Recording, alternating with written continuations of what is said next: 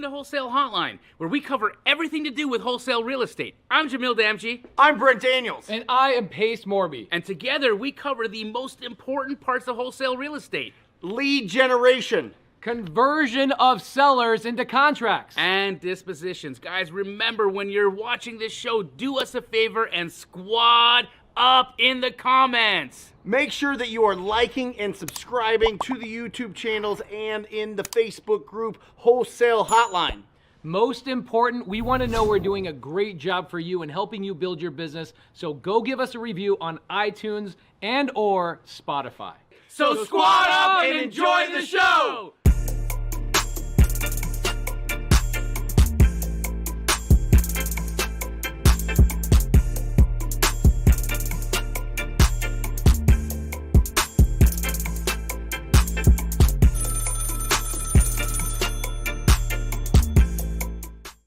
Welcome to Wholesale Hotline number 235. That is 4.5 years. Every Monday, we get on YouTube and we talk about doing deals. We talk about being real estate entrepreneurs. We talk about building businesses. Sometimes we talk about personal things. Sometimes we talk about what we like to invest in outside of real estate. Today, it's just Jamil and I. What's up? Boom. And we're doing this. Jerry's in Oklahoma. Pace is in some top secret meeting. Yeah, he's got who knows? That guy when you're like Pace, yeah. right? You take over the world. Yep. You got to plan that. Yeah. Right? So he's got to plan his he's got to plan his next the next planet he's going to occupy. Let me throw something out. Yeah. All right? Just to warm up our show and warm up the audience. Let's say you had to start a business and you had to go direct to seller. Okay. You had to go direct to seller. I can't talk to any sellers. How would you build it? How would you start going? How would you get your first deals? And how do you see the structure of it looking? Just, because you've really focused on building a huge disposition company, a huge cash buyer database that you find really great wholesalers or agents or investors that want to sell their property fast. You match them up with the buyers. But now let's take that all away. Let's say that you have to go direct to the seller. You have to be at the kitchen tables and or on the phones with them to get a deal. How would you do it? Great question. So can I ask you, are there things that I get? Like, do I have access to lists? And do I have access to all the regular you get all that stuff. Direct to seller. They just information. The federal government just passed a ban on JVs. Okay, joint venturing on assigning and working assigning with agents. Yeah, sure. Okay, so I have to go belly to belly. You have to go belly to belly. Well, I think for me, just on my own personality, I would be looking for sellers that I can solve the deepest problems for. The biggest problems, right? So I'm going to be looking at lists that are going to highlight for me like massive pain points. That's going to definitely be pre-foreclosures. Yep. I'm going to hit those hard. The probates, probates, pre-foreclosures, and expireds.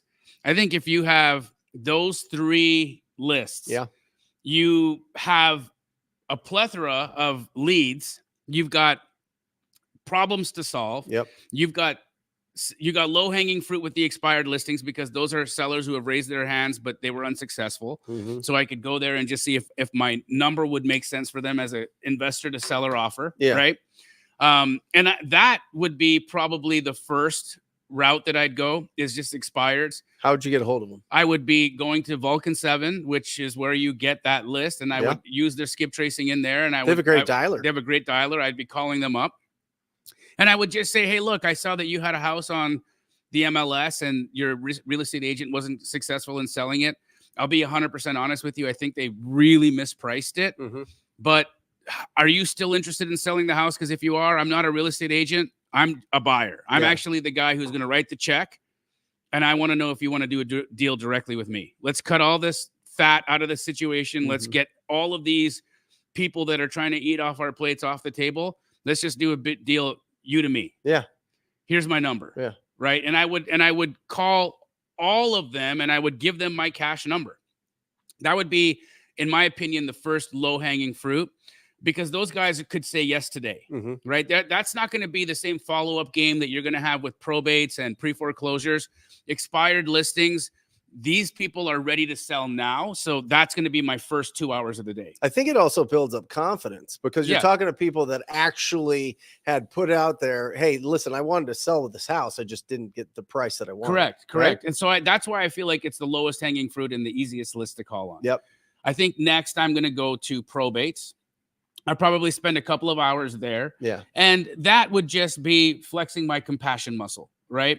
Like really, really wanting to talk to people and getting to understand who the individual who passed away was to these people, what the family and the estate is trying to accomplish with the estate, and seeing if there's a way that I can be of benefit or be of service and benefit them and me in the process, right? Yeah. So I would start those conversations off there. Those aren't going to be immediate contracts. I'm not going to be calling a probate list and getting a deal under contract today. That's going to be an initial conversation. That's probably going to be Would 3, you 4, learn 5. the probate process? Would you, if they needed to go through probate, would you go down to the courts and help them file those things? You know what I mean? I absolutely would. Yeah. I think, look, the person who's willing to do the heavy lifting or connect the dots, or for instance, in my situation, I'd probably refer them to a probate attorney. And that way, you know, one of the ways for me to really get in the good graces with probate attorneys, and I'd want to actually do these calls first. I'd probably call a bunch of probate attorneys first and say, hey, look, I'm an investor. I work with a lot of people who are doing probates and need a referral. So I would lead with my cold calling to probate attorneys with, I'm going to bring you business. Yep. What's the best way for me to funnel it to you? Then I would massage in the, hey, by the way, what can I offer on that you have control of right now, right? So I dangle the carrot. I'm going to bring you potential files, because that's going to make Will you get paid during the escrow too?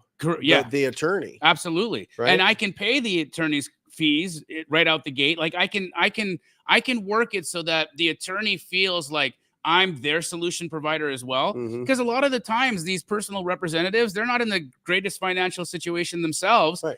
And And they don't have the $2,000, $3,000, $4,000, $5,000 that they might need to Or do the the probate time. or the time. So I will put myself in the situation where I say, look, Mr. Attorney or Miss Attorney, I'm here to do business. I'm here to I'm here to buy the property, but I want to be of assistance in everything that you need help with to get them to that point where I can be the guy who buys the house. So do they need money to pay your fees? Do they, you know, whatever they need in order for me to connect the dots for you, I'm going to do that. So that's going to be my first positioning that I'm going to create with respect to the probate attorneys. Now that I've got a bank of probate attorneys that are all wanting to work with me, I'm going to start calling the probates themselves.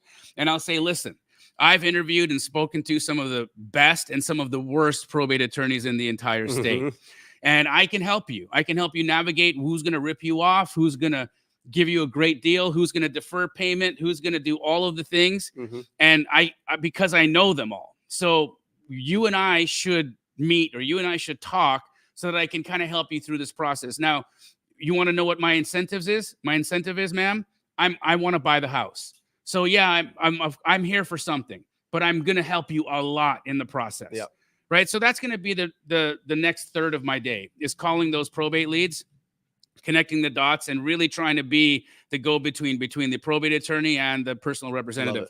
And then I think on the final part of my day, I like to end my day on a positive note usually, right? And pre-foreclosures, you may look at it and say, well, what's positive about that? Well, what's positive about that is you can actually save somebody from foreclosure. Oh, yeah. And I feel like, you know, for every day that I get to wake up in my home, every day that I get to have the life that I have, I'm grateful for it. And now I have an opportunity to sit there and talk to somebody who's not in that situation. Yeah. So it really could be something awesome where I get there and I'm like, look, my goal is to help you save this house, or my goal is to do this, or keep you in the house a little bit longer, or get you into a great rental. So I would probably save the last third of my day for the real superhero work, where I'd be like trying to save families from terrible situations and being thrown out on the street. Yep. So I'd want to end my day like that. Low hanging fruit to start. Second thing, I'd be connecting the dots between, you know, probate personal representatives and probate attorneys. And then lastly, I'll be a superhero for the last 2 hours of my day. That's how I do it. Love it. Sounds wildly proactive. Absolutely. Doesn't sound like you need a huge budget. No, Right. no, not. I wouldn't need really a budget at all. Right. A lot of the things that I was just saying right now, I can do without having to spend any money. Right. Yeah. Yeah. And then just build the momentum, build the relationships, build the income. Absolutely. Love it. And guys, the reality is, right, is that you can, I mean, start to finish on a expired listing list, you can get a deal in and done within a couple of weeks. Oh yeah. On an expired list, Mhm. right? So this doesn't have to be something where you're like, oh, I'm not going to get paid for 90 days, or I'm not going to get paid for months, or I got to do all this extra. Like if you're an instant gratification kind of person, or you're like, I just need to see some results. Yeah. Okay, find the list that'll give you the results. Yeah. Right? An expired listing list will give you an immediate result. You can actually do that. On markets, if you get those things well negotiated, those are properties available now that you can wholesale today. Mm-hmm. Right? So that right there is instant gratification. I can see the actual results of the work that I'm doing. Yep. Then once I have a couple of those things going and I've got some of a pipeline built, then I'll start doing some of the longer plays, where I'm going to like a high equity list and I'm really trying to, cast a wider net. Yep. Tired landlords, things of that nature. But I'm really going to focus immediately on solving these problems. What are your thoughts on that? I love it. I mean, I called a lot of expired listings, right? As an agent, I was trained, you call the canceled, the expireds, and the for sale by owners. And the number one question that came up from expired and canceled listings is, are you the buyer? Are you a buyer? Or are you just another agent trying to list my house? Because what happens is as soon as a property goes canceled or expired, they can expect between, just depending on the market, between 20 and 100 calls from real estate agents trying to get that listing again.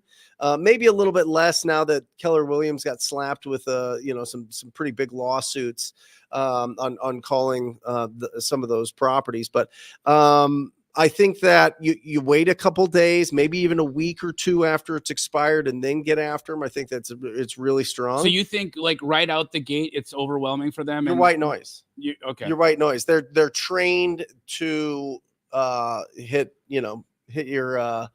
hit the power button twice or whatever that shuts down the call. You know what I mean? On your phone. Yeah. So I think that having a little bit of breathing room after that, maybe even 30 days, maybe even 60 days after they've let it all settle down and now they're back in the same position that they're at, that they want to sell this property again, but they're being realistic about the price. I think that'd be good. Yeah. Okay. And I think canceled listings as well. Yeah. I think canceled listings. I think for sale by owners. I think expired listings. FSBOs, I'm a little bit less bullish on. Not that I haven't wholesaled for sale by owners. Yeah. I just think that, the for sale by owner seller, their mentality is not all the time really like coherent. Yeah. Yeah. Because you're dealing with somebody whose opinion of everything is mine. Yeah.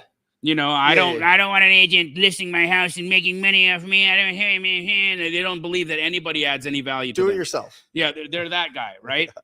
And they're usually living on Mars when it comes to pricing. Yes. And so, for me, like I would probably not call FSBOs just because I'm like, if I wanted to talk to crazy, I'd call X's. I don't need to do that. I just think it's it's kind of I think it's an easier conversation to have when somebody wants to sell their house, that they want to sell their house. And then you can try to, maybe they're not realistic about that property, but they might be realistic about a piece of land or something that's, they just inherited in the middle of nowhere, or something that's, a rougher property. There might be a second avenue there besides just the property that they have listed. But again, the mentality is I want to get every nickel out of this deal, but you found that oftentimes with canceled and expireds as well. It just depends on, catching them at the right time and seeing if they do want to trade price for speed and convenience. Yeah. And that's what we do. Another list because I've done direct to seller, guys. I know I talk a lot about agent outreach and a lot about wholesaling, and yes, that's the majority of my business. We do direct to seller, and I have personally had those calls. I have personally been belly to belly with sellers in their homes signing contracts. I've done that before. Pace and I have been on appointments together. Oh yeah. One of my favorite lists is for rent by owners. Yeah. And that's one that not a lot of people ever even think about. But fantastic. But I go to for rent by owners. I'll go to Zillow and I'll just look at anything that's been on Zillow for rent for like 60 days ish, right? And I just call them anything that's not being managed by a property manager, anything that's being self-managed, call those people up. Now, here's the reality. You're not usually going to get them to agree to want to sell the house that they've got listed on their for rent on the Zillow website. But if they're a landlord, they probably have a problem property. Oh yeah. They got one problem tenant. They got one problem property that's been giving them all kinds of heartburn. And that's what I'm going to be trying to get at, right? So I'm going to be calling them saying, hey, I saw that you have this property for rent. You're a landlord, I take it. Look, I don't want to waste a lot of your time, but I'm looking for some properties to add to my portfolio. I want to kind of be like you when I grow up one day. Yeah. Do you got any problem houses that you want to get rid of? Like anything where you got squatters or just really problematic tenants that you're just tired of, or they're trashing your house or anything like that? Not that I wish that on you, but if there is something like that, I'm a problem solver. So what do you got? Yeah.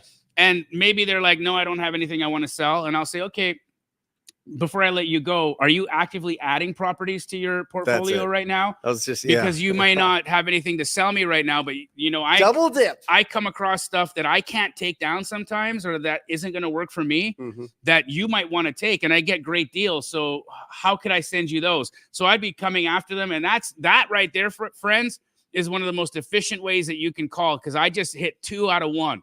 I called for a seller lead, and then I get a buyer lead at the same time. It's awesome. Yeah. Double dip. Yeah. So I like that with affordablehousing.com. It used to be Go Section 8, right? And affordablehousing.com, you look and it's all of the listings for Section 8 housing, but it has the owner's information on there.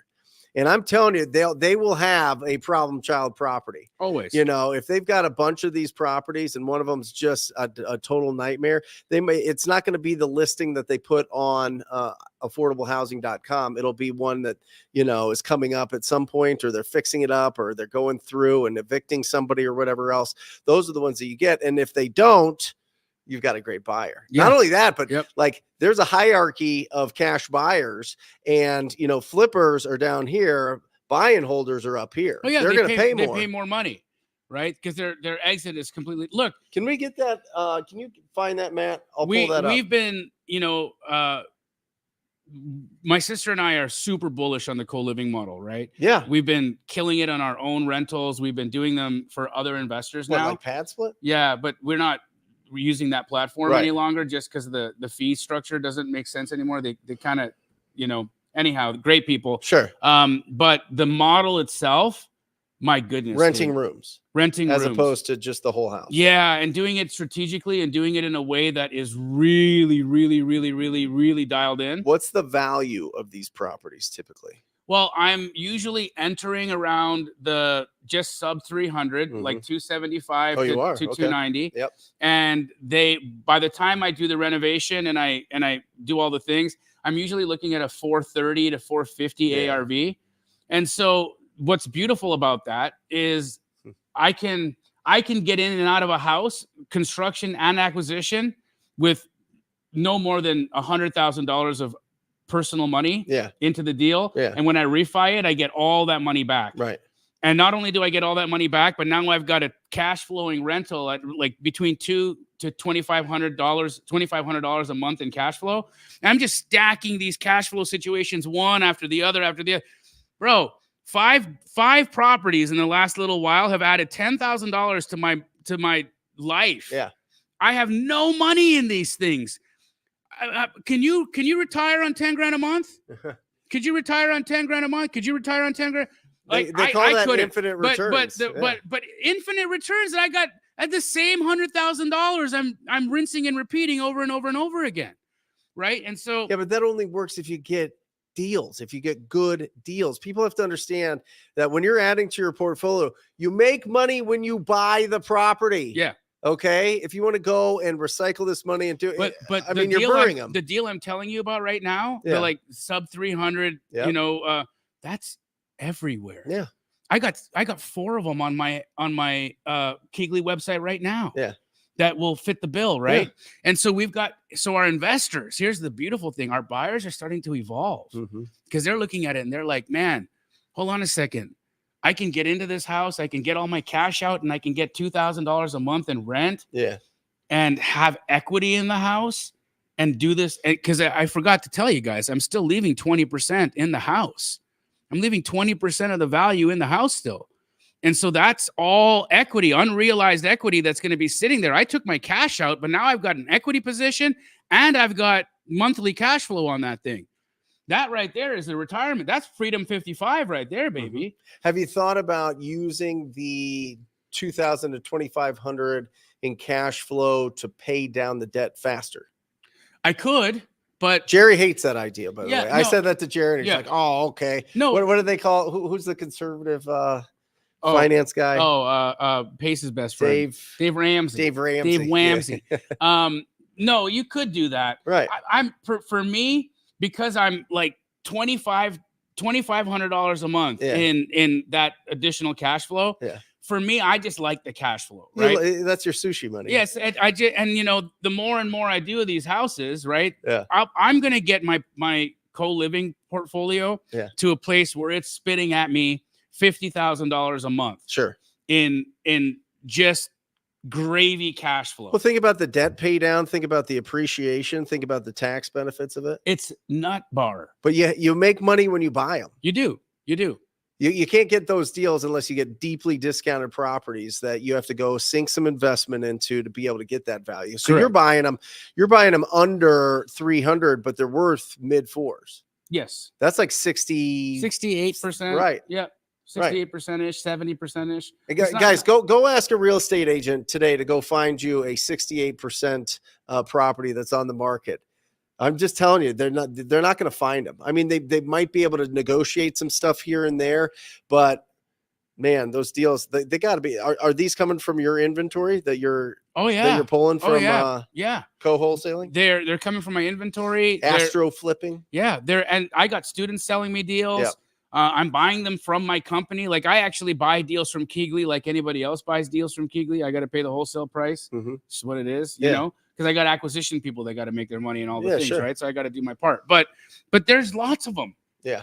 There's not a shortage of these kinds of opportunities. Now, here's the real play is now that I'm starting to shift my buyer mind, right? Now my buyer is not looking at this as like, oh, this is a flip I could only make 30 grand on. Because, you know, a 290 house with a 430 or 450 ARV with a big renovation in there might only spit out 30 grand in profits for a fix and flip. So an average fix and flipper is going to look at that and be like, I'll wait. But what am I doing? As I'm actually saying, no, don't wait. You got 100 grand sitting around right now? Yeah. What are you going to do with that? Well, I'm going to wait for the right deal. Well, this is the right deal. Here's why. You're going to put it in for 6 months and you're going to take it out in 6 months. And then after that, it's going to spit 2 grand a month at you forever and ever and ever and ever and ever. Why are you letting the 100 grand just sit in your account? Buy this deal. Got it. I'll take it. So now I'm converting deals that may not have been the best fix and flip opportunity. And I'm turning it into a buy and hold opportunity with a cash flow incentive that's making the buyers drool. So it's a new deal lens, right? You can't, guys, by the way, I'm going to be talking about this at Clever Summit. So if you guys aren't coming to Clever Summit, you're going to miss out. It's on Friday, September 13th to the 15th. It's coming around the corner in Tampa, in Hollywood, Florida. I'm going to be talking about deal lenses, right? The different perspectives, the different ways that you can look at deals and present deals to sell deals that you wouldn't have been able to sell if you had just sent it out like, here's a fix and flip. You got to sometimes run the play. A lot of these investors need you to run the play for them. You got to show them what's up. Well, you also have to connect them with really good loan officers that understand the play. Correct. Right? Because after a certain amount of rentals, you're not getting the best terms. You're going to get into some other DSCR loans that you're either going to have to put more down or the interest rate's going to be higher. Correct. But they'll go forever. I mean, they'll let you keep buying and buying and buying Absolutely. and buying and buying. And Absolutely. especially as you start building up the equity in all these. I talk to Zach Keeps all the time, and he was on my show on Wednesday. I mean, he's got $90 million worth of equity in his portfolio. Isn't that nuts? $90 million in a $120 million portfolio. Crazy. But he's just adding more. He's living off of his a little bit from the active rents, the passive income from rents, but he's still doing flips. Yeah. He's still doing flips. Yeah. To just keep the cash machine going. Incredible. Yeah, and so he could buy more. And Zach, guys, Zach is like one of thousands like that, right? He's a very intelligent guy, but he's not different from all the intelligent investors that exist in your guys' markets, right? There's a Zach Keeps in every city. There's 100 of them. Yeah. Oh, yeah. Yeah. But the model's the same. Make a bunch of money and then put that money into assets. Correct. Right? Yep. And that's what you're really focused on right now at the moment. Yeah. So what about property management though? Well, that's the piece my sister and I are fixing right now, is because we looked at the model and saw that what I don't like is a bait and switch. I don't like a bait and switch. And the second thing that I don't like is, okay, fine, you lease the property up for me, but who's managing the actual property? Yeah. Who's going to go deal with the tenant problem? Who's going to, deal with the flooded toilet? So what Pad Split did is they kind of changed their pricing model. So it didn't make as much sense any longer. Yep. But what Raheem and I are putting together is national property management for co-living at 20%. That is going to be not only lease up, but also management of the property itself. Awesome. So we find you the property, we help you with the renovation, we help you get the money out during the refinance, and then we help you manage that property and keep that cash flow consistent. So we're putting that together right now. That's something that her and I have been working on for the last big project. It's a big project. Yeah, it's a big project. But I got she's a killer. Yeah. Yeah. Well, listen, the three main skills as a real estate entrepreneur: number one, find deals; number two, raise funds; number three, property management. Correct. That's what it is. I mean, that if you're looking at all, what are all the skills? What are the different levels of this thing? That's where you're at. I mean, you look at Ken McElroy has thousands. He started as a property manager in college, learned that skill. Right. Then he learned the skill of finding deals. Then he learned the skill of raising capital. Now he's close to $1 billion net worth. You know what I mean? Right. And that's what it is. That's how you start really figuring it out. Is one, find the deals; two, raise the funds; three, property management. Yep. And I mean, you've gone through all of that. Yeah, I'm at that next level now. The reality is I got forced into it, right? I'm tired of paying these big tax bills to the IRS. And I think that's what started me wanting to start keeping more, because I'm a consummate wholesaler, dude. I love a quick flip. Me too. And I like the money in, I like the money out. I like getting it done. Low risk, low maintenance, low headache, all those things. And then all of a sudden the IRS comes and they're like, "Hey, Jamil, great job last year. You made a lot of money. Send us 1.3 million, please." And I'm like, "What the F? How much? Yeah. And what did you guys do for me lately?" So, owning assets and depreciating is really the way to go. Well, I put some money. I put I don't know, a few $100,000 into ATMs that shoot off 22% return. I saw Joel was put some question about some of my passive income that shoots out checks all the time, and it's fully you over a 5 or 6 year period they depreciate. Right. It's just the equipment. Also, I put money with Abernathy Holdings. They build the storage units, and so right now there's 708 in that were just brand new, with 4,600 being built in the next 18 months. Whoa! Right? Yeah. And I don't own all of it. Listen, guys, a lot of people, and I think that we should just let people understand, when a lot of people say that they own thousands of units, they don't own it themselves. Yeah, they own a tiny portion of that. Correct. Right. But it looks good on books. It looks good on social media. It looks good on that type of thing. Look behind the curtain on some of that, guys.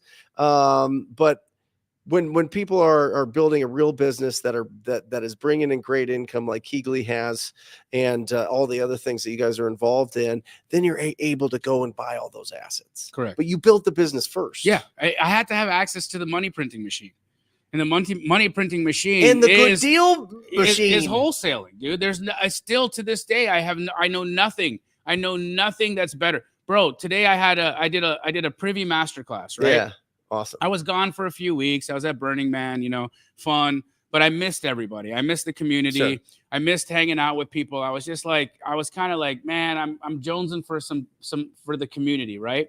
So I was like, what could I do that could just be like a value add to everybody? I'm not selling anything. I'm just showing you guys a tool you already have. Yeah. Right. Most of the people that were on the live already had privy, so they weren't there to buy anything. Yeah. And we just walked it. We just walked through the whole process, right? From start to finish. How do I find a deal? How do I underwrite the deal? How do I connect to the agent? And then how do I find the buyer, all on one platform? And you can do that on Privy. Mm-hmm. And so we walked through that whole process. But in that, I got to hang out today with John Gallan, who you know. Of course. This guy 2 years ago was a CPA. I know. And I remember when he first got into Astro, he's like, I don't know what I'm doing, but here's what I do know. I hate my life. Yeah. I don't like being a CPA. I want to do something different with my life. And I see what you're doing here. Looks like it could make sense. Yeah. Well, he did his first deal April 15th. He closed his first deal April 15th of 2022, tax day. We shaved his beard on Clever Summit, on the stage at Clever Summit. Because he was doing like the hockey thing. He wasn't shaving until he got a deal. So we shaved that guy's face right on the stage. And today we chatted, and last month he assigned 19 deals and closed over $200,000. This is 2 years, guys. Yeah. 2 years he's got a business that's spitting out $200,000 in a month. Mm-hmm. I don't know rentals that'll do that. I don't. Yeah. I don't know anything that's going to be able to create that kind of an engine, money printing engine. And it's not like, he's a great dude, but he doesn't have an Einstein brain. Well, by the way, where does he do business? Florida. Where does he live? Manhattan. Right. Yeah. All virtual. Right. I mean, he's doing this all on this thing, guys. This thing. Yep. That's all it is. He's just doing it all on the phone. And by the way, to your credit, he literally came in to steal your business model. Not steal, but to like literally, I should He's say replicated steal. it. Yes. Yeah. But that's what I do. And you were like, yeah, of course. Here you go. Yeah. We collaborate. We JV deals together. Yeah. Look, the bottom line is, right, you guys are all so great. You have so much greatness in you. And I think the problem that we've had a long time before the Brent Daniels, the Pace Morbys, Jerry Nortons, before these guys with these hearts came to the table, you had a lot of people who wanted to talk to you about how great they are. Yeah. They would get you on a live stream and they would tell you all about how great they are. Yeah. How awesome they are. How much Very business rich. they do. How rich they are. Yeah. But you know what? If your mentors, and I said this yesterday on my Mindset Live, if your mentors are telling you more about how great they are versus showing you how great you are, find new people. Yeah. Find new people. Well, listen, who are your teachers? You know what I mean? Yeah. Who are your teachers? You can tell a lot about a person by just asking them who their teachers are and who they've learned from and what, model they're following, because everything's already been done. It's already been laid out. You just got to figure, it's a gut instinct, who do you want to learn from? You know what I mean? Yeah. And, I love when you came out with Astro, a few years ago, and Josiah started it, but it was really your baby. Yeah. And when you took the helm of it, it just went but absolutely bananas. But it really opened up a lot of people's eyes to the ability of, hey, listen, if you know what buyers are looking for, you can match them up with all these other people that don't have buyers, and you can provide an incredible service. And that's what it is. And so, we start off the show, you going direct to seller. Now, if I were to just build this thing myself. So what if I had to take away all? Yeah, no more. Yeah. Because you are, of course, he's Mr. TTP. He's Mr. Talk to I'll people. tell you, $100,000 a month right now in PPC, in ad spend. That's what you're doing, right? Yeah. 100. And what's your RO? Well, it just started in August. Okay, guys. So. Right? So Brent earlier this year opened up his cost per contract. Yeah. He showed everybody all of his numbers. Yeah. And he showed us, he was like, where am I getting my best leads and my most money, and what's not returning, right? He's turned off text. He's like, that ain't working for me any longer. But my pay-per-click, he was like, look at this. And he showed us, we were like, what? So what are you, like 5X on that? 3X? 5X on PPC? Yeah. 5X? Yeah, 5X. So Jesse runs it. If you guys are doing some math right now, yeah, right? He puts out $100 grand. But there's a limit to it. So we found that like 40 grand. It breaks at some point. Okay. 40 grand there's only so many people that search to sell their house fast that aren't just a bunch of people that want to sell retail. Right. Okay. So there's a definite delicate balancing act there. But I just wanted to say I'm putting 50 grand into TV and 40 grand into PPC and 10 grand into Facebook now. Okay. And so this is like, you know what I mean? Like it's a lot of money. I mean, it is and it isn't, it just depends on where your mindset is, but it's also like, I'm the outbound, right? Just go and hunt it down, go find somebody, talk to enough people and you're going to get it. But now you're more right? inbound. Now I'm all inbound. Wow. 100% inbound for a couple of different reasons. One, way less stress on the system. Sure. You need way less people and you can hire really high quality people because the leads are, those are the best leads of all time. Sure. People searching for you to buy their house. And so I really want to build a brand. There's some guys here locally that I really look up to that are spending a ton of money on inbound and they're doing fantastic. Yeah. And so really pushing the limit. I think in this market, I could probably get it to 400K a month in total ad spend. Yep. and get, three times, the more you spend, the lower your ROI. Yeah. So I think I can get it at 3 times. And then you have $1 million a month business all coming in and you net a ton. So then let me ask you this, right? Can you multiply that? Like, let's just say, for instance, you're at 300K. Could you bring a guy like me on who would spend another 100, and would it not be broken because now we're at 400? Or would it be like my own account, my own thing? And then does it scale in a way where, like, maybe it breaks when you go 400K on one account, but what if you did 40K on 10 accounts? Yeah. You mean for pay-per-click? Yeah. Oh, no. I think that, you could spend 100,000 on pay-per-click. We could, but it would just bring us down to like a 2 to 3 times ROI.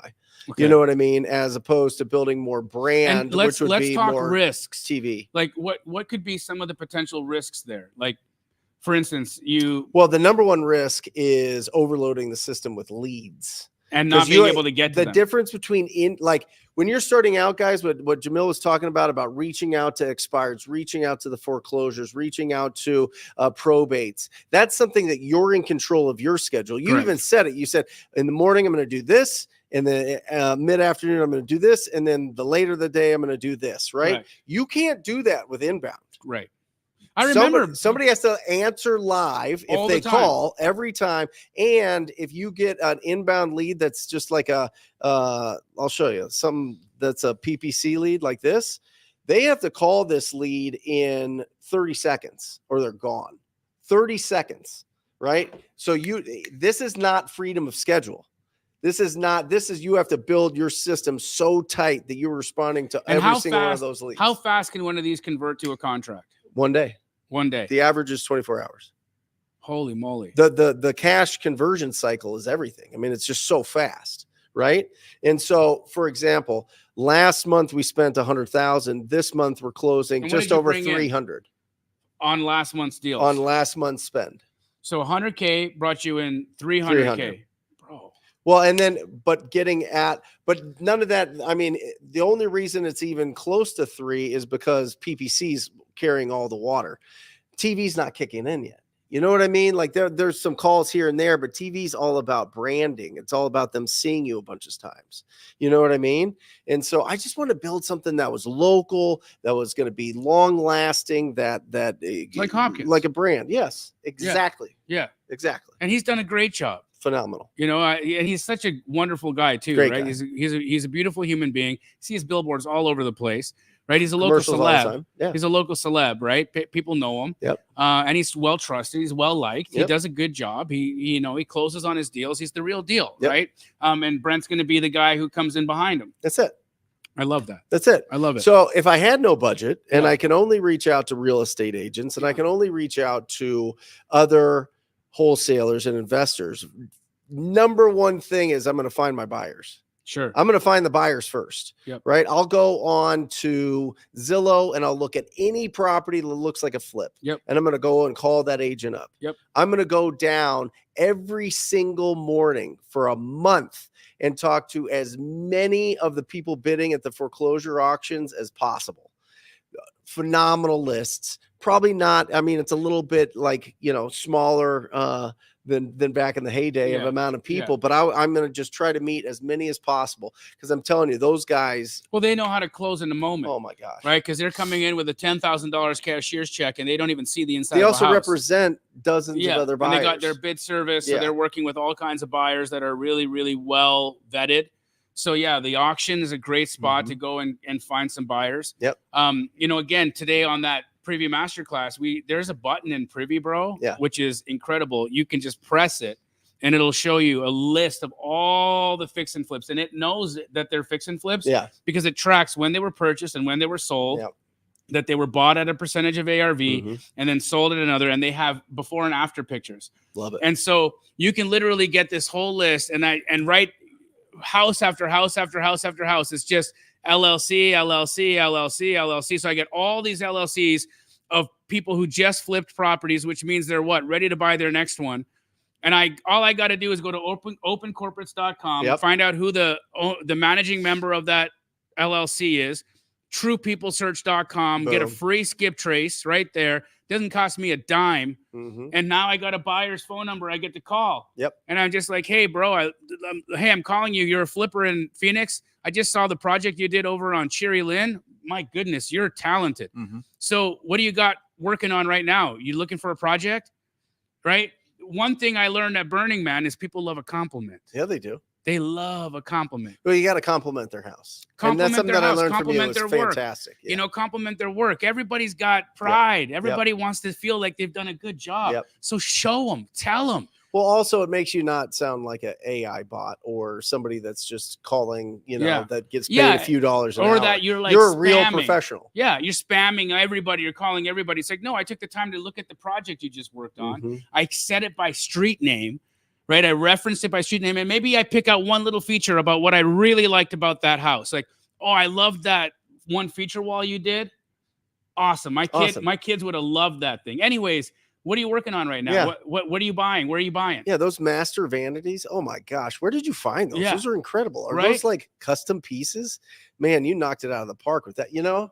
All that, right? Yeah, now But you it got this also- buyer jazzed up, feeling Jamil, good. One of the things that drives me nuts is people are trying to skip those conversations and trying to do it with either cheap labor or AI. And it all has its place and it all has its time. But if you're trying to build real, genuine relationships with cash buyers when you're starting out and you try to just give them some glazed over conversation that a robot could do, No, dude. you're out of the business. Yeah. It's not going to work. No. It's not going to work. Or you fall into one of those traps of let's trade buyers lists. Guys, get the F out of here. That's not how it works. Why do you think you don't know anybody's name who does that?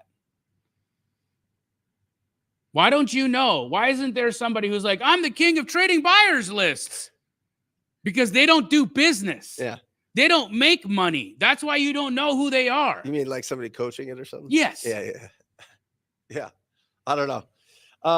So that's what I would do. I would first find the buyers, and then I would reach out to every single listing over the last 6 months and or active, pending, and closed. And you could pull those up on Zillow or Redfin or Realtor that was under the median sale price by significant amount. It'd probably go 60% under the median sale price. And I would just call on all the ugliest listings that I could. And I'd see if any of those agents had other ugly properties. When I say ugly, it needs renovation. I mean, when you see an ugly property, I mean, it's either totally original, or it's been beat up, or it's a property that needs a lot of investment. And I would just see, because the agents that list those, they run across more of those. Now, I want to say something. We got Nathan Harris in the chat right now, and I don't know exactly what his buyer bot is. Yeah. But it's working. This guy, he's phenomenal. He's out right now living in Bali. He's like virtually wholesaling from, a swimming pool. And he apparently just assigned a deal today using it. So, not to say that these technologies aren't going to get better and that they're not useful at some level. I'm sure they are, and I'm sure his buyer bot's doing incredible. But the reality is what Brent's saying is that these relationships, they mean something. And when you can actually find, you got a handful, say 10 really solid buyers in your market, that they'll always pick up your phone call. They know that your money, when you call them, your money for them, right? Those 10 relationships, that's what saved me during COVID. Yeah. When all of our buyers ran for the hills, because everybody was running for the hills COVID time. Well, 2022, when interest rates went from 3 to 19 or whatever, you know what I mean? It felt like that. Yeah. Obviously not that high, but that was huge. It was, but I will say this: use AI as quickly as you can, because it's going to get shut down. You think so? 100%. It's like text blasting. Yeah. It's literally robocalling. So, I mean, use it while you can, but the carriers are going to figure it out. Yeah. There's just too much. Yeah. And there's going to be people that abuse it way too much. I mean, if you're using it and it's a really good system and it's working well, do it, but don't build your business around it. I'm serious. It can be a tool in the toolbox, but you better have other tools in the toolbox. You're always going to need tools in your toolbox, because there is a tremendous amount, bro. We know these guys, and they've coached a lot. Now they don't coach anymore, but they built their whole business. I mean, Jared Videlis, for example, not a coach, but an incredible real estate entrepreneur, changed his whole business model once he couldn't send out 1 million text messages a day. Right. You know what I mean? Yeah. Like, just the mass communication at the click of the button is always going to be under fire, and they're going to always put they're going to tighten it. So take advantage of it if you can. I don't know if Well, the only AI that I'm involved in is the AI follow-up with agents, which again, those are commercial numbers. They're commercial phone numbers. I don't have any TCPA situations that I got to deal with on that. Yep. Because these are people who have advertised their phone number to be contacted for the purpose of selling real estate, and that's what I'm contacting them for. Yep. It's a business use case, and I'm allowed to text them. And so, I use AI for that, and it works extremely well. Like Hugh Bew in the Astro community, he since November has done over $500,000 from his AI text follow-ups with agents. Yeah. This guy's out in Vietnam, dude. Yeah. It's awesome. Yeah, but he's got to get on the phone with them, right? Yeah. Yeah. Yeah. Yeah, he gets on the phone. Yeah. At some point you got to jump on the phone. And so I think building those relationships, I think going down, doing the extra mile is gonna build really strong muscles, and you're gonna be long lasting. Because this business, listen, you can have a great year, but you don't get into the Hall of Fame having a great year. How many people have we seen come and go? Like thousands. They even to the rising stars in the game, the up and comers, right? You were like, we champion them. We're like, we bring them on the show here. We're like, come on, let's see your longevity. Let's see you make it. And 4.5 years later, we've been doing this. Yeah. 4.5 years we've been doing this, and we have very few of those people still in the game. Well, listen, if you build it on the principles, if you go through your hustle season, if you get into the dirt for a while, if you're carrying water, chopping wood for a while, talking to a tremendous amount of people, and actually build the skills, it doesn't matter what technologies get turned on and off. It doesn't, because you have the ability to communicate effectively with property owners and or investor buyers that you can sell your deals to. But the relationships at the end of it, when it gets squeezed, is critical. In 2022 squeezed out everybody. It squeezed out. So many. Listen, Batch Services did that report, and there was like 90,000 wholesalers at the height of 2021. Now there's 20,000. Wow. Yep. That was the heyday of the text blasting. That was the heyday of jumping in and doing stuff from home and this virtual explosion in this business. And a lot of people are out of the business. So build real skills and you last long. And how long have you been doing this? Over 20 years. Did you lose everything at some point? Yeah. Yeah. Yeah. Me too. Yep. And still here. You know, it happens. Still here. And you want to know why I lost everything? I switched business models.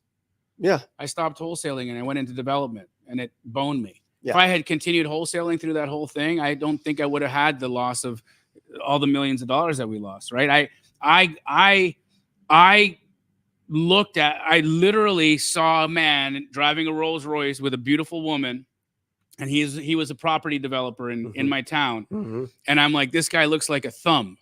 Yep. Look at his girl. Look at his car. How do I do that? Yeah. And then I can look like a thumb. Yeah. You know, and so like I just wanted to be like him. Yeah. And so I followed in his footsteps, and I got hammered. The thumb got hammered. Yeah. You know, and I lost all the money. Yeah. But as soon as that happened, I was like, okay, it's time for me to become go back to what I know. Well, something that I learned is I will get in and out of deals as fast as possible, and I will not speculate. Speculation is when you get chomped up. Yep. You know what I mean? Yep. You know, that's where I see a lot of people lose their fortunes in this business, unfortunately. And then they bring it back and they learn and they figure it out and they get more and better funding the second time around. But speculation is rough, and people will pull their money from projects like that. Oh, big time. Yeah. Yep. Yeah. And if you guys are all looking at your thumb, wondering like, what's bad about a thumb? I mean, look at a thumb. Yeah. Right. It's like a a bald thumb head. with a mouth. You got no shape. You got just like your thumb.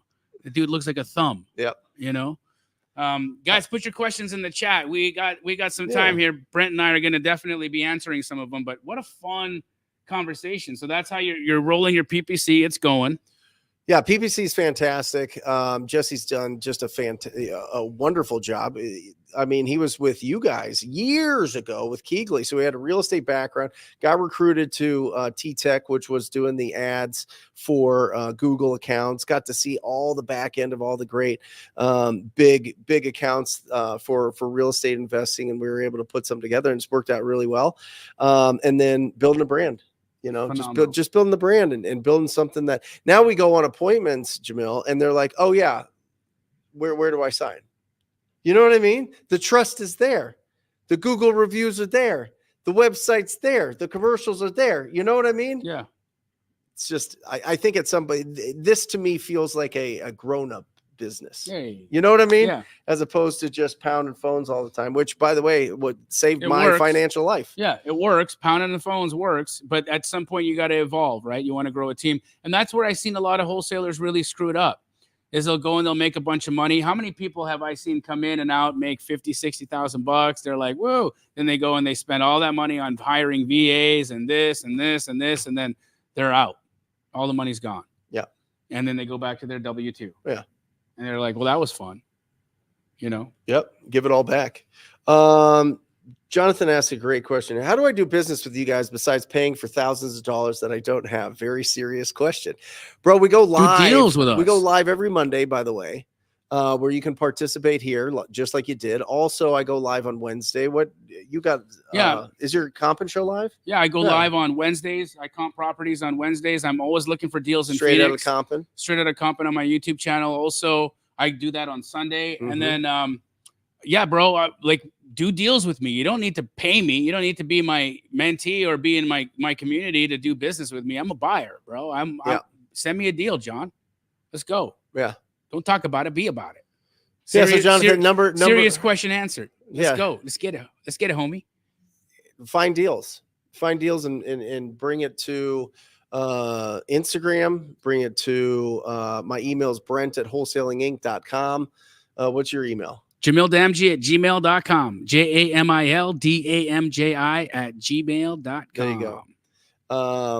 Awesome. Let's see what we got here. Nathan, Jamil, can you talk about how you optimize your business after you already are closing consistently? Yeah. Well, optimizing is looking at where you have inefficiencies, right? So where do I have inefficiencies in communication? Where do I have inefficiencies in organization? Where do I have inefficiencies in actual spend and expenses? And I'm going to look at the things that are the most painful first, right? So first, anytime I look at, like, anytime that there's a slowdown in the market, or, rates jump, or there's something that requires or that makes volume kind of slow down a little bit, I'm like, oh, thank goodness. Now I can take a look at my business and see where things are broken. Right. And first thing I'm going to do is I'm going to look, where do I have extra expenses? Look, each of us have this going on in our life. How many subscriptions right now do the people in the chat, or the people in the audience, or you, or even I have, that I don't even realize I have going on? How many subscriptions am I paying on right now that I don't even know I have? Like, we were just in a group chat the other day, and Bobby was like, no, Yvette's like, hey, this thing, who's using this thing? And all of us were like, none of us. She's like, this thing's like $1,000 a year. What the F? Right? Yeah. So it's just like $100 a month almost disappearing. And that's not just one thing, right? I haven't watched Hulu, and I haven't watched TV anymore. I got Netflix, Hulu, Amazon. I got all these subscriptions I'm not using. What do you do at night? I listen to podcasts and meditate and go to bed. Nice. What time? Time do you go to bed? 10:30. Yeah? Yeah. So you go back and you're listening to podcasts, probably talking to all sorts of different people at all the times, right? Yep. You're always getting texts and calls and everything. And then you just wind down with a little bit of meditation in bed. And that's it. Boom. Yep. Yeah. Yep. I'm super boring, dude. I know. And people talk about TV shows and stuff, and I'm like, if I watch anything, it's like a YouTube on, like, how did Germany become a country, or how did what's going on? I watch stuff on, like, the Ottoman Empire, and and like spirituality and things that are interesting to me. Self realization and things of that nature, because I like that stuff. The pyramids in South America is what I'm watching. But for real though, I'm not really interested in entertainment at the moment. Right? Yeah, there's too much going on in the world, too much going on in my life, and I don't have time to be entertained. I think entertainment, and I'm not saying this for anybody who's watching TV. This isn't a judgment by any means. I watched TV last year, so don't think that I'm banging on anybody here. I'm just saying is that I realized that entertainment is for people who don't have enough to do. Yeah, for real. Yeah. And I got enough to do. Yeah. I got lots of things to do. Yeah. I'm you're only here for 80 summers. Mm-hmm. Yeah. Right? Maybe 85 if you're lucky and you did well. Right? That's not a lot of time. That is not a lot of time. And so what am I doing watching this person on television right now? Mm-hmm. My God, that's not going to get me anywhere. Listen, bread and circus. That's how you control a population. I mean, that's been Caesar since day one, right? Bread and circuses. That's it. Wow. That's all. I mean, we just bread have different and circus. Yeah. That's pretty profound. It is. Yeah. Right. Yeah. Interesting. Anyway, kind of all over the place with this this. But yeah, sorry, with Nathan, I'm going to find the pieces that are economically unorganized or where I'm bleeding money. Then I'm going to go to communication inefficiencies. Where am I finding communication inefficiencies? Where are messages getting stuck in the inbox? Where are messages getting stuck on the outbox? Where are there breakdowns where things are taking 2 or 3 times as long as they need to take because we don't have efficient communication models? Right. So then I'll start taking a look at that. And then beyond that, I really want to make sure that organizationally I got the right people in the right seats. That's it. Because I've lost, I don't know how many hundreds of thousands of dollars with the wrong person in the wrong seat. Let's be real. Jesse, who works here at TTP, mm-hmm. he was in the wrong seat at my company. Yeah.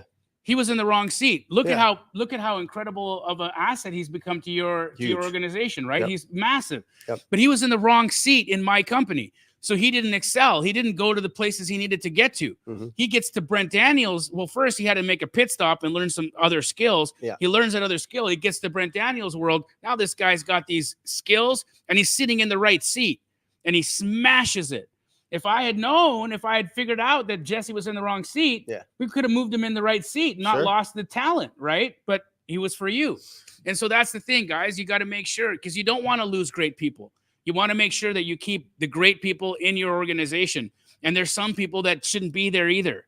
I had somebody on my Damji Media team, bro. Mm-hmm. As we go through and we unpack and look at the things that this person did over the year that they worked for me, I'm so embarrassed. Yeah. I'm so embarrassed that that this person lasted a year Yeah. on my team I've been there. and that I didn't do Yeah, I've something been about there. it. You know? Yeah. I used to only hire sales guys that had bad teeth. Right. Because I mean, if they like had a wife or, you know, were dating and could sell, you know, and they still had bad teeth, I was like, okay, you know, they can overcome some things. Right? Hilarious. Didn't work out. Actually, it's actually, they had bad breath. You couldn't stand talking. It was a bad theory that ended up bad. But yeah, same thing. It was like 6 months, and I was like, what am I doing? Yeah. What is this? You know, if somebody can close. And by the way, when you're ready to hire acquisitions, it is a natural born thing. I am telling you, the more you have to train them, the worse they're going to be. I'm just telling you, give people really good tools that know how to use them and they'll do it. But holy cow, don't try to transform somebody into a salesperson. It's not going to work. What do you think? I'm 100% in agreement. I mean, your team that is Dispo in the most, because they're commission based on their Dispo. Yep. That's a natural talent. 100%. It's not like you brought in Bro, even when they're talking to me. I know. When Ronald reaches out to me to sell me a deal, he's doing everything. He's putting the pressure on me. You could put 5 people into this thing. He's like, hey, just wanted to let you know I got 3 other people on there. Shut the F up. I trained you. It's my deal. Why are you using me against me? But he's doing a great job of it, so I can't complain. Yeah. Ingrid, you're wrong. Steve Trang's always been a good salesperson. I've known him for a long time. Don't fall in that. He went through the Sandler sales training program. Steve, I actually just had lunch with Steve the other day. Steve's doing phenomenal. He's not doing wholesaling any longer though. Yeah. He's strictly sales training. Yeah. And he does a phenomenal job. Oh yeah. You can bring Steve into your organization and he can, I mean, he's very, very, look, he's one of those guys that doesn't have a really good knack for creating emotional connections with people because he's a freaking robot, right? Like if you talk to Steve Trang, it's like, he's like kind of like a robot. He's a beautiful robot. He's a wonderful man, but he doesn't have a lot of like, you know, he's not going to be like, hey brother, I love you. Yeah. You know, he's just not that guy. Yeah. But he knows how to sell. Yeah. And he gets it done. Yeah. Yep.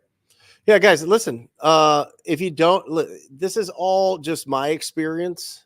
If you want to hire people and train them up to be salespeople, go for it. Prove me wrong. Cool. Do it. Yeah.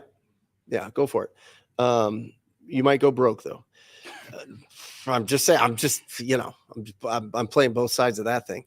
I've just done it a lot. I've been around it a lot. I've been in real estate for a long time. Real estate is all sales. All real estate agents are salespeople. That's all it is. All acquisition is sales.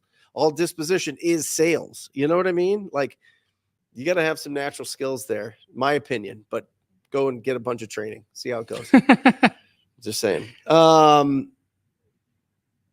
So at this point, what's your day-to-day with Keegley Phoenix, let's just say? I pop in, right? You know, and hang out with the team. I come in with your suit jacket on. No, put the suit jacket down. No, I look exactly the way I look. around with the tie a little bit. Say, yeah, looking good, and then put the suit jacket on. I high five some people. Get to lunch. I ask for some TPS reports. The whole thing. Yeah. No, I go in. I high five people. I'm like, you know, I chat it up. I talk to Hunter. I get the lowdown on the numbers and how things are going. Yeah. The next thing I do is I actually still have a stable of agents that I work. Really? That just won't leave me. You deal junkie. I can't help it, right? And so I'm still in the mix and deals. I'm still, you know, watching some of the deals go. I enjoy it too much to be too removed from it. So I do that. I'm always looking at stuff because I'm constantly looking to buy deals as well. So I'm looking at what's going on over there. I'm trying to get the lowdown, trying to get the Dispo reps to shoot me something a little quicker than they're sending it out to the whole list, but they don't listen. Because they're like, Jamil, if I favor you, then I'm going to lose this guy who is like waiting for me to send him stuff. So I'm sorry, I can't favor you. Yeah, I got to let everybody have an opportunity, and he's right. Yeah, he does the right thing. They all do the right thing. Just doesn't always help me. That's not the one I wanted. I wanted this one. Trevor asked, Jamil, how do you calculate repairs for max allowable offer? What percentage of ARV after repair value do you deduct for cosmetic or full gut? Great question. So, Trevon, here's what I found. right now, well, first of all, your renovation expenses are going to vary market to market to market, right? So what it costs to do the exact same job in Los Angeles versus Phoenix versus New York is going to be pretty different. However, you can cluster it up, right? So there's clusters of the United States where you do a full gut, or where you can do a full gut remodel at, that means like all the cosmetics, roof, likely some electrical, likely a little bit of plumbing repair, and that's going to run you somewhere in the realm of $60 a square foot. But cosmetic will run you somewhere in the realm of like $40 a square foot. So what have I seen? I've seen about a 20% difference between full gut and cosmetic. So depending on the market, for instance, let's just use Arizona, for example. If I'm going for a cosmetic remodel, I'm offering about 65% of ARV on a cosmetic remodel. If it's a full gut remodel, I'm at 55% of ARV. And now I don't have to go and do the big MAO calculation. I don't got to do, you know, how much is this roof going to cost? How much is that floor going to cost? How much are these cabinets going to cost? I don't got to do none of that. I can just take the ARV, which I teach you guys how to do on every episode of Straight Outta Compton, and I can multiply that by either 65% or 55%, depending on the condition of the house. And how do I know the condition of the house? The pictures. The pictures show me exactly what this is. Does the roof look like it's janky? Okay, it's a full gut. Does the roof look like it's okay? It looks like the bones are good here. It's just cosmetics. Okay, it's 65%. And then I can shoot out a number, lickety split. That's why I was always so quick on your list to be able to grab stuff that you guys were underselling. You did it with Zillow. Yeah. You just pulled up Zillow and you're like, wait, let's see what's going on. Yeah, I got the. Yeah. And I'm still like that. I can't help myself. I'll be in like sitting there in the, you know, you guys have seen it. Bobby will catch me. I'll be like in the line somewhere, just sitting there on comping a house. I like it. Yeah. It's just fun. Yeah. Love it. There was a question about kind of a random one, but are you worried about buying assets if the Harris plan of unrealized gains goes through? No. You know, by the way, guys, that's for people that have a net worth of $100 million or more. Yeah. Right. I'm not at all worried about it. I'm not worried about it. I think that politicians say a lot of things to try to garner votes. I haven't seen a lot ever happen in either direction. And so what politicians say in an election cycle doesn't ever bother me, because nobody's here to save me. Right. I realize that. Let's say that again. Nobody's here to save me. Yeah. You know, it's like one of the things, if you didn't catch my mindset chat on Sunday, I talked about the things that I learned at Burning Man. The number one thing at Burning Man is radical self-reliance. It's you, baby. It's all you. And you're the only one who's going to save you. You're the only one who's going to remember that you need these things. You're the only one who's going to know how much water you need to drink. You're the only one who's going to know how much food you're going to need to eat. You're the only one who knows how many pairs of socks you're going to need. You're the only one who's going to save you. Nobody's going to save you. You've got it. There's not a president. There's not a party. Nobody is going to come and save your ass. It's on you to do. And if you think that somebody's going to do it for you, you're just waiting and wasting time. And another summer is going to go by. And nothing will have changed. It's you. And it's been you all along. It's always been you. And you realize that when you put yourself in hard situations like that and there's nobody there to save you. Yeah. And you're like, holy crap, it is really just me. And in the reality of it, as I was sitting there looking at the people there, right, at Burning Man, and, you know, this whole concept, too, of like, oh, my legacy, right? And then you realize that, like, you know, 200 years from now, no one's going to know who the F you are. Doesn't matter how big you are. I love Tupac. Do you know? But you know what? My sister's youngest son has no idea who the F that guy is and never will. I talked to a 21-year-old, didn't know who Biggie Smalls was. See what I mean? 21 years old. Had no idea. No idea. So the reality is it doesn't matter how big you get, doesn't matter how much of a star you become, it doesn't matter how much money you make. No. In 200 years, nobody's going to know your name. No, but this is the impact. Now is the impact. No, this is the like sharing what you know, sharing, teaching. But I think is the true way. Now. We do this for our now, and we do it for their now. Well, yeah, but what I'm saying is when you teach, that's the common thing. If you're making so much money doing this, why are you teaching it?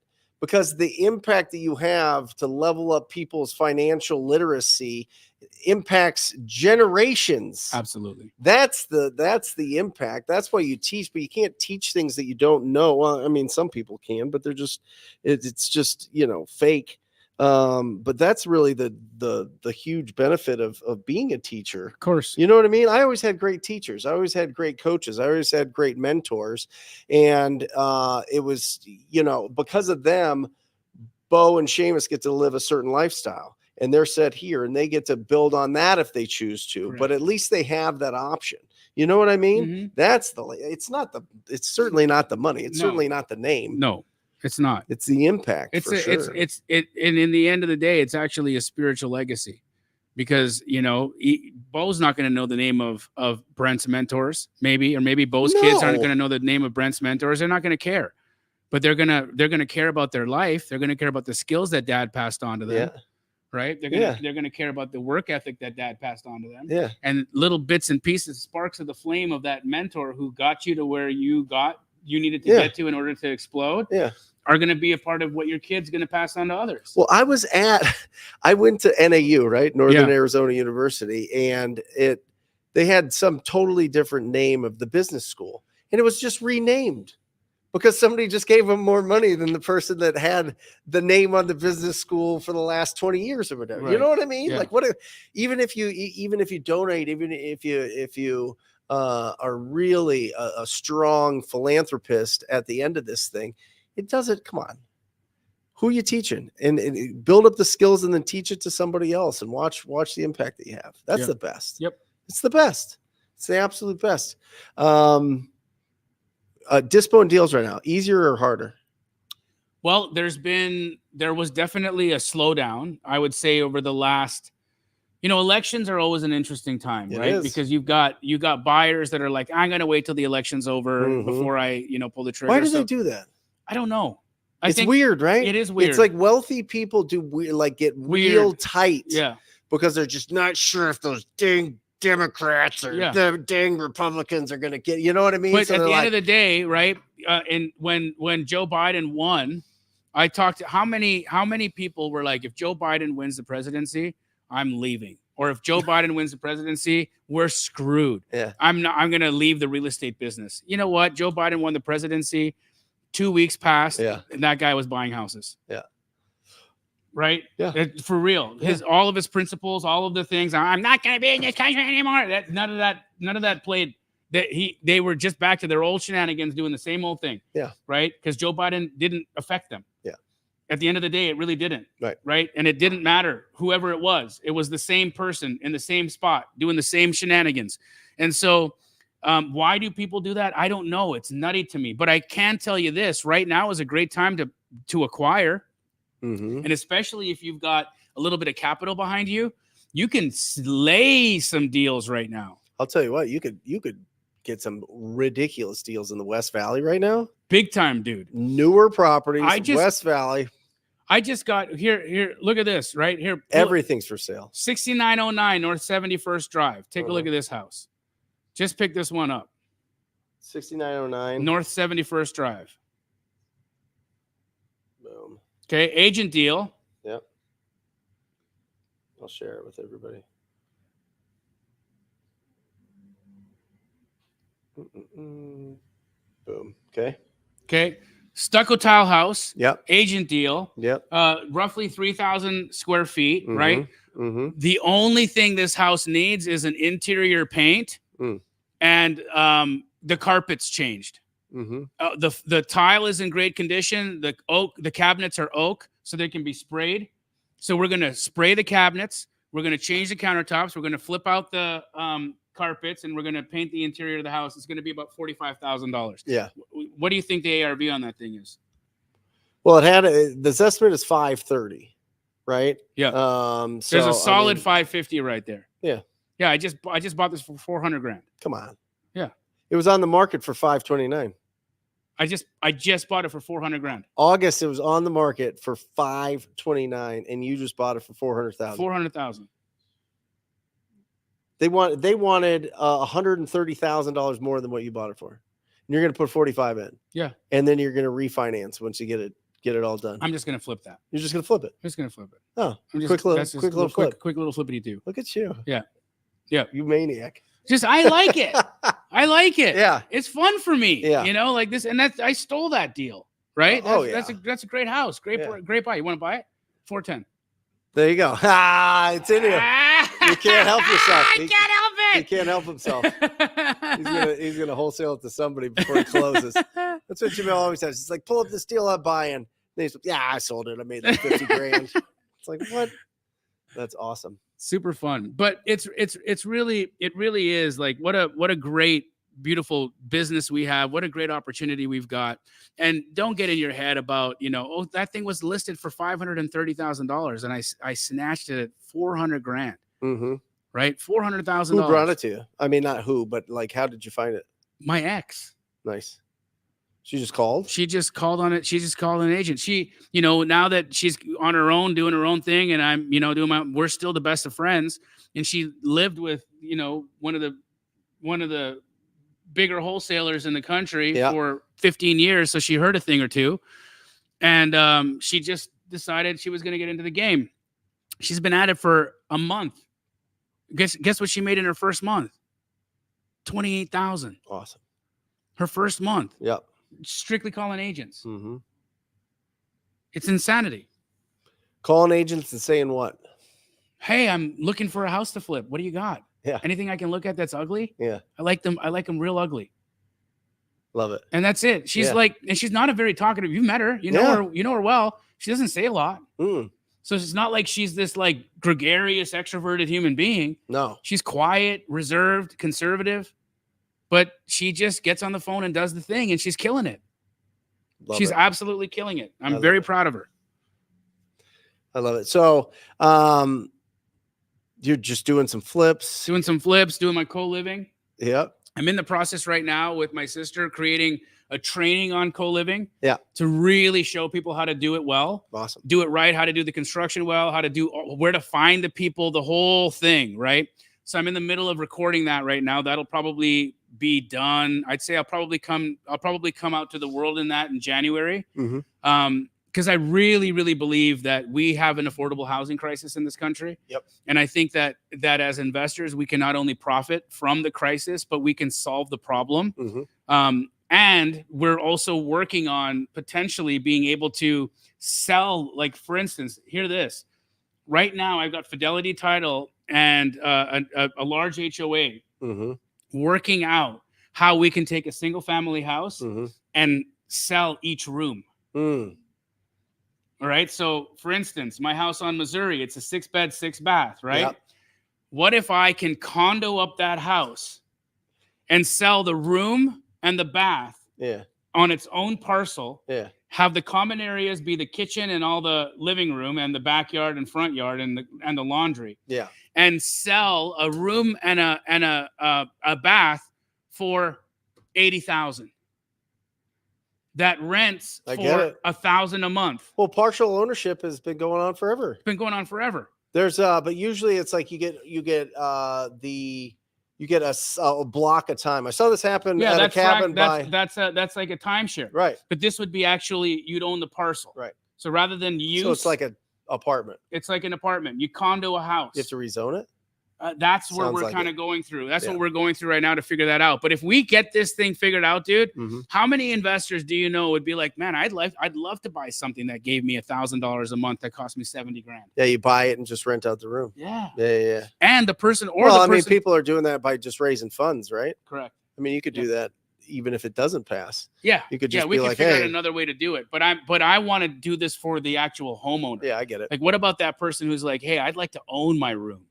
I'd like to own my room and my bathroom. I don't want to ever leave here. I love this place. What about deed restrictions for the amount of families that can live in a place? You know what I mean? Yeah. So Phoenix doesn't have anything. Mesa does. Yep. So you can't have more than three unrelated people in Mesa. Yeah. So the co-living model for unfortunately, but HOAs have it. HOAs is a thing. That's why you're flipping that one. Yeah. That's why I'm flipping that one. Yeah. HOAs we stay away from for co-living. Yep. But the city of Phoenix is really in fact, we're getting our permits in like 2 weeks because they're like, go do it. We need this. We need the units. And so it's become a real easy situation for us. Yeah. Yeah. It's real. Like, I really believe in the co-living model is where we're headed in the future here. You got to just hold on to them. Yeah. Forever and ever. Well, until I have 50 grand a month coming in passive income. Right. And then I'll sell them as a package. And then buy something bigger. Then I'll do something else. Yeah. Who knows? Yeah. I might. You don't want the capital gains on that. I don't know what I'll do. Yeah, it'd be long-term capital gains. It won't be as bad, but yeah. I'm constantly evolving. Who knows? I might become a yogi. All right. Yeah, we'll see. What is a yogi? Just a person who just sits in contemplation all day long. That's what you're gonna do. I like it. Aren't you gonna go into like a cave for like 2 weeks of darkness? Yeah. Is that still on the table? Yeah, I'm still gonna do it. That's bananas. Yeah, it's not 2 weeks; it's a week. Oh my gosh. But yeah, in total darkness, no sensory information whatsoever. Just to see what's up. Yeah, apparently, your brain comes around day 3, the lights turn on, and not physically, but like something else goes on, and your body releases like a tremendous amount of neurotransmitters, and you start to have like some pretty transcendental experiences in that, and you get some clarity. Yeah. Oh my goodness. I like seeing through what's on the other side of this, man. It's like this is cool. You think it helps you in business? 100%. Why? Because I feel like I'm more intuitive. Yeah. I'm, in addition to more intuitive, I can make measured decisions. I'm steady. I feel like there were times in my life where I was a reactive person. Mm-hmm. You knew me when I would react. Somebody would say something to me and I would explode. Punch down. I'd be like, you ain't, because I don't like a bully. Yeah. Right. So if somebody found me and they would try to bully me, I'd be like, you ain't getting it. You're gonna kick your teeth in, Yeah. But I've changed, right? I've given myself the luxury of not reacting anymore to things. I'm not gonna let somebody else dictate to me how I behave. Right. So I think this work that I've been doing on myself has given me the opportunity to respond instead of react. Is it patience? It's more than that. Right. It's more than that. It's nervous. Do you feel like you're regulation. not as, is it? Yeah. It's like legitimate. Your anxiety is lower. Yeah. I have physiological control of myself. Yeah. And then also perspective. Right. I used to see like somebody. Yeah, but don't you feel like some of that? I feel like some of that fire, some of that heat, some of that anxiety, some of that like, I don't know if it's a competitive spirit. I don't know if it's just like a fire in your belly. I mean, don't you need that as an entrepreneur? Do you think that you needed that on your way up and maybe now you don't need it and you can like let that go? You know what I mean? No, because I can see some of the decisions I made with that fire weren't always the best. Got it. And so, had I had more. You still feel like you have the fire? Of course. Oh, okay. And I think that fire never goes away. Yeah. It just doesn't have to be negative. Right. Right. It can be a positive fire. Yeah. Yeah. And now, instead of looking at people as, oh wow, what a butthole or what a terrible person. Yeah. I start to actually see them for their oh wow, how did they get like that? Oh yeah. And so you get compassionate for people that are doing weird things, Oh yeah. I don't sit there and judge them and blame them and get angry at them now. I'm like, oh my goodness, like I'm sorry. I think honestly, wholesaling has helped me a lot in that. Yeah. Because you see people in some crazy situations and live crazy lifestyles and the way that they do things, and you're just wondering like what happened. Like this was like an 8-year-old person at some point with like, just stars in their eyes, and they were happy and they were running around and joyful. Like what happened? Right. You know what I mean? Yep. And then you could really get into an empathetic and curious place, which I think really helps in our business to be able to really dig in there and see what's going on when you're going direct and you're sitting in those you're sitting in that living room or that kitchen table, and you're seeing the culmination of this broken life. Yeah. Right. And then you can see all you just see the humanity, right? You don't see the number one thing they all blame. It's all somebody else's fault. Well, victim consciousness is like the starting point of what, of where we are in a level of consciousness is like, it's everybody else. right? Because you know it's going to be everybody else until you're like, oh no, it's me. Yeah. And then it's like as soon as you come to the realization, like, oh crap, I'm creating all of this. Yeah. Then the real growth starts to happen. Then you become a woman. Then you become a man. Then you become an adult because you actually can see, like, even things like, even if I just, you know, like, yeah, I did that to you, right? Okay, but like, again, so what? Yeah. How you respond to that is really the thing. Yeah. Right. Yeah, maybe Jamil's kind of off the wall and he punched me in the arm today. Oh, what a turkey. Yeah. Right. But if you lost your mind and went all crazy over that, well, then, you know, you're just as bad, or if not worse. Of course. Right. Yeah. So I don't know. I think wholesaling can teach you a lot. I think getting and seeing these situations can teach you a lot. And the one thing that you should be able to get out of all of these seller appointments is gratitude. Yeah. You know, I got mad. I heard a podcast the other day and I got really mad. And it was like I don't know. Sometimes when I get mad, I get really productive. Sometimes I use that kind of like anger to fuel some stuff. But somebody was on talking about wholesalers are bottom feeders. Yeah. I think David Green said that. Really? Yeah. Did he? Yeah. It wasn't David Green that I heard, but I've heard it from a couple other sources. And I was like, like where, and I took some time to like calm down, and I was like, what the hell are they talking? They buy all their properties from wholesalers. What are they talking about? Like, oh, they're above thou, you know what I mean? They're these greatest, they're so pious because they do burr strategy or they do a fix and flip, or they have some rentals or something. It's like, well, where are you getting all these deals? Right. And how did you start out? And they all have their origin story. They all have their hero's journey and everything, but all of that is dismissed as to, wholesalers are bottom feeders. Right. You know what I mean? Yeah. And I just was like, okay, I can understand the perspective. I can understand that people are angry of what we make. They can, people don't see us as like these, suited and really well kept. You know what I mean? It's usually people's first initial deals that they're doing, and they're just wearing street clothes, going out there with the phone, hammering it out, or doing it from, across the world or whatever else. And people get angry about that stuff. But we can't take that and internalize that. We got to just do the work and sell our deals and take their money. Yeah. And in all honesty, the reality is the guy who says that wholesalers are a bottom feeder, given the opportunity, that guy would trade places with a wholesaler 7 out of 7 days a week. The income, for sure. 100%. Yeah. 100%. Yeah. Great show. Yeah.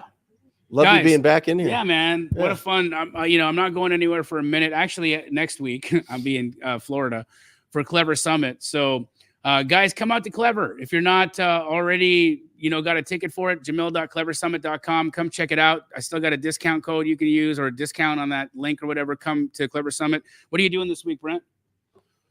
I'm not sure if I've got a big project. I'll tell you about it off air. It's not officially going to be announced, but working on a big project here. And so I may or may not be doing a Wednesday show. I hope so. I love doing the Wednesday shows, but I might be recording some other stuff. And then just doing deals. Dude. We got a bunch that are closing this week. And I saw you wrap the Cybertruck. How does that look? Sick. It looks good, right?